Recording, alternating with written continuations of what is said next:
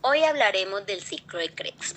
Para empezar, hablaremos del descubrimiento del ciclo de Krebs.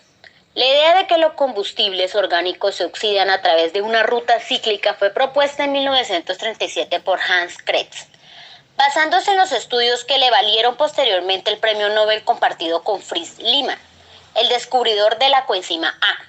Krebs estaba estudiando el consumo de oxígeno en el músculo pectoral de paloma troceado, un tejido que presenta una tasa muy elevada de respiración, y realizó varias observaciones fundamentales.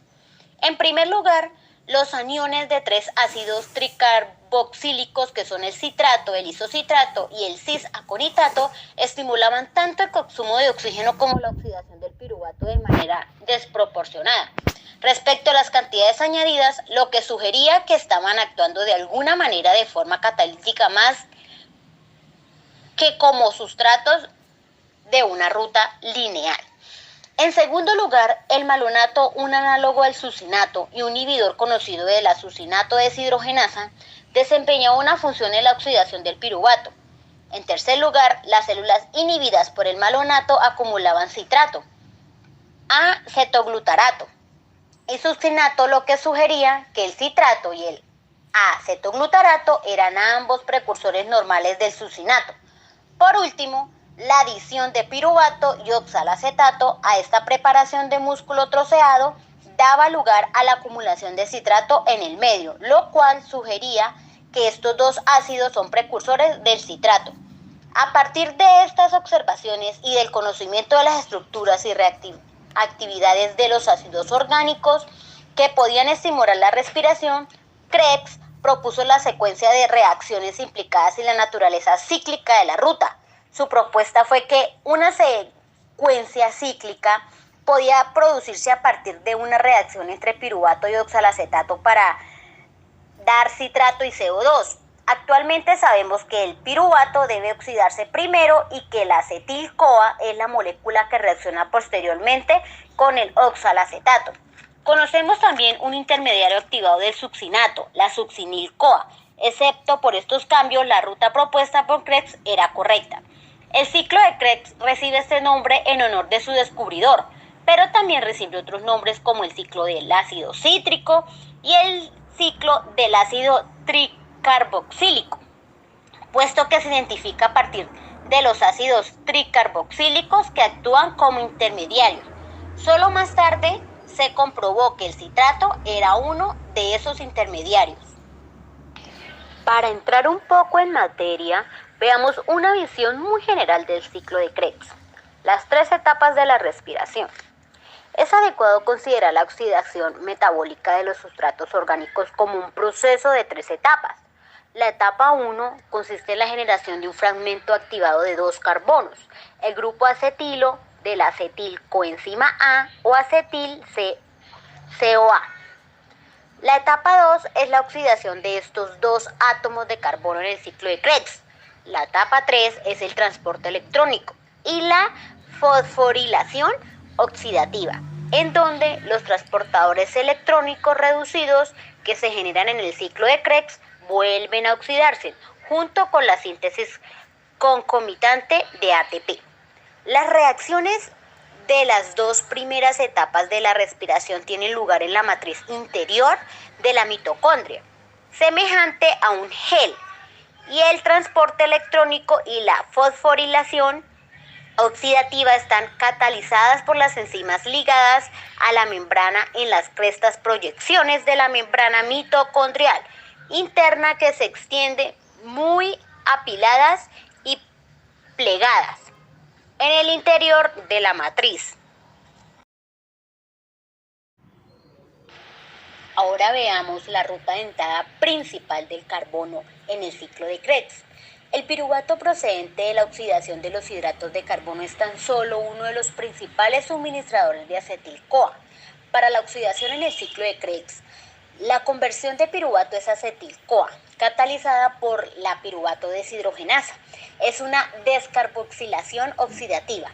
En la reacción global, el grupo carboxilo del piruvato se pierde como CO2, mientras que los dos carbonos restantes forman la porción acetilo del acetil-CoA.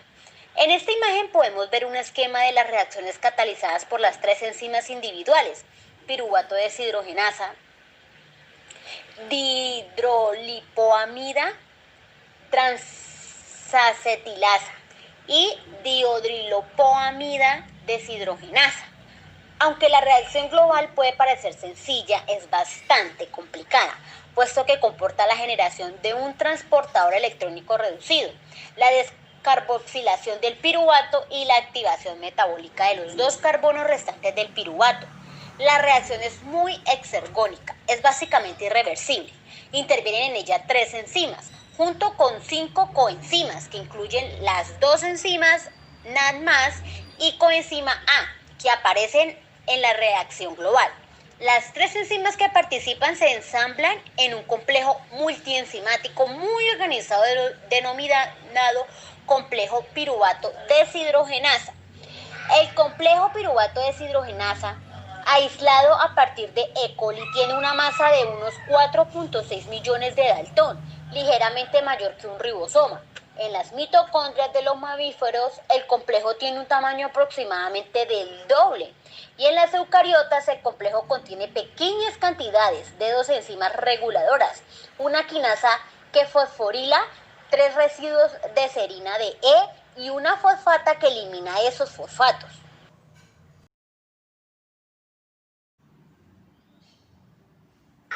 Seguido vemos qué es lo que sucede con estas moléculas de acetilcoenzima A en el ciclo de Krebs. Como su nombre lo indica, el ciclo de Krebs es un ciclo. Esto quiere decir que el producto inicial y final está representado por la misma molécula. En este caso se trata de oxalacetato. El ciclo de Krebs está compuesto por 8 etapas.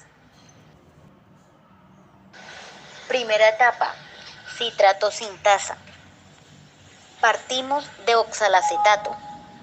En esta etapa se produce la introducción de 2 átomos de carbono en forma de acetil-CoA y se forma citrato. De esta manera tenemos una molécula de 4 carbonos, a la que se le suma otra molécula de 2 carbonos, teniendo una molécula de 6 carbonos. Esta reacción es irreversible y la enzima que lo lleva a cabo es el citrato sintasa, que es inhibida por el citrato.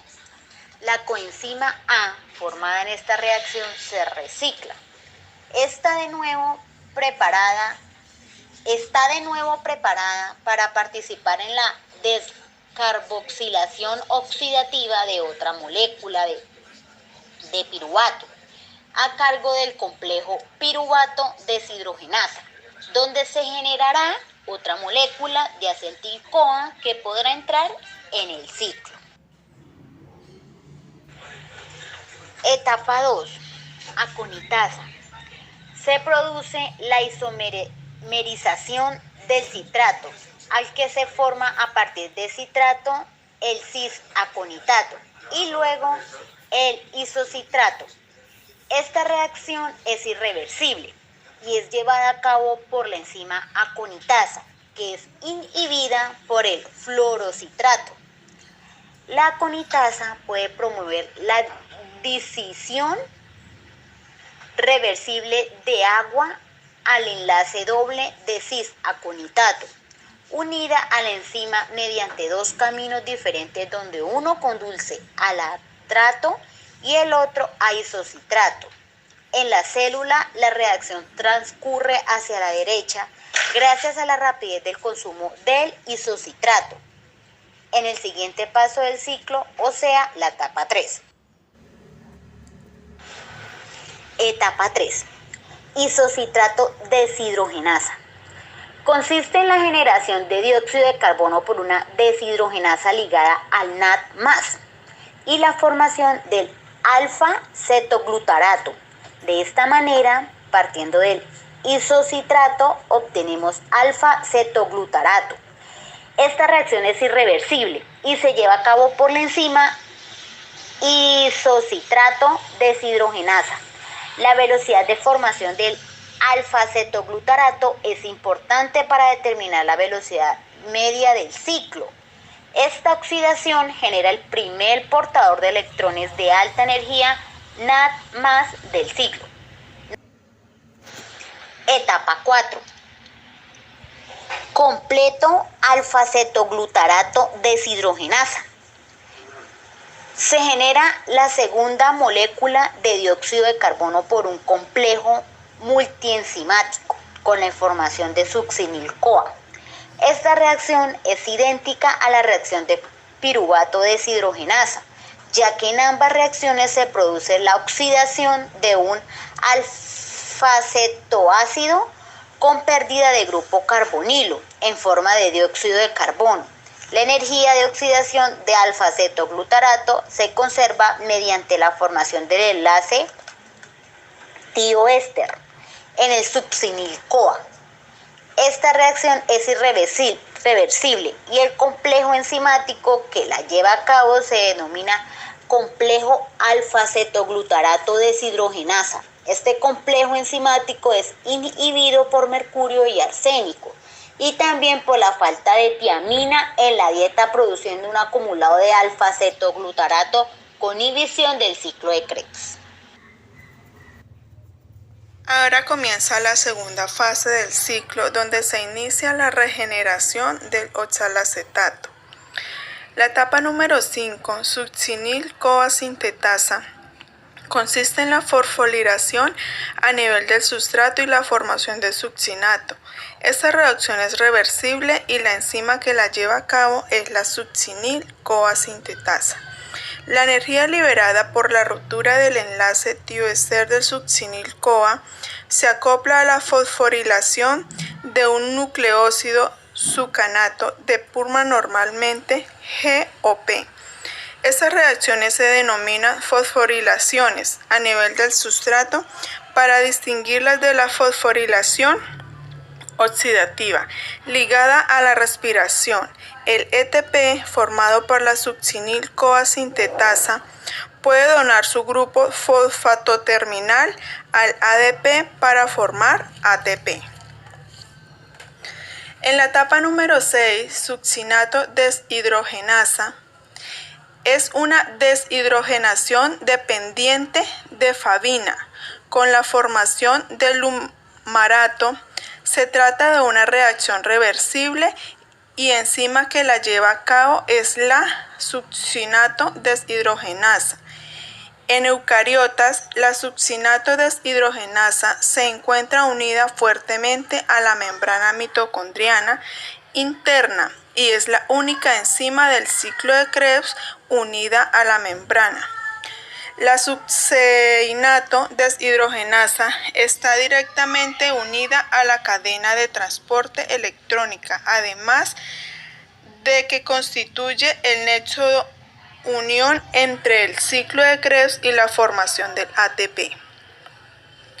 La etapa número 7, fumarasa, consiste en la hidratación de un doble enlace carbono con la formación de malato. De esta manera, a partir de una molécula de fumarato y con una molécula de agua, obtenemos una molécula de malato. Se trata de una reacción reversible y la enzima que la lleva a cabo es la fumarasa. Finalmente, en la etapa número 8, malato deshidrogenasa, se produce una deshidrogenación que regenera al oxalacetato y de esta manera volvemos al inicio del ciclo. La enzima que lleva a cabo esta reacción es malato deshidrogenasa y se trata de una reacción reversible. El equilibrio de esta reacción se encuentra muy desplazado hacia la izquierda en condiciones termodinámicas estándar. Sin embargo, en la célula intacta, el oxalacetato está siendo continuamente retirado por la reacción altamente del acitrato sintasa. Como consecuencia de ello, la concentración intracelular del oxalacetato se mantiene en la malato deshidrogenasa hacia la formación del oxalacetato.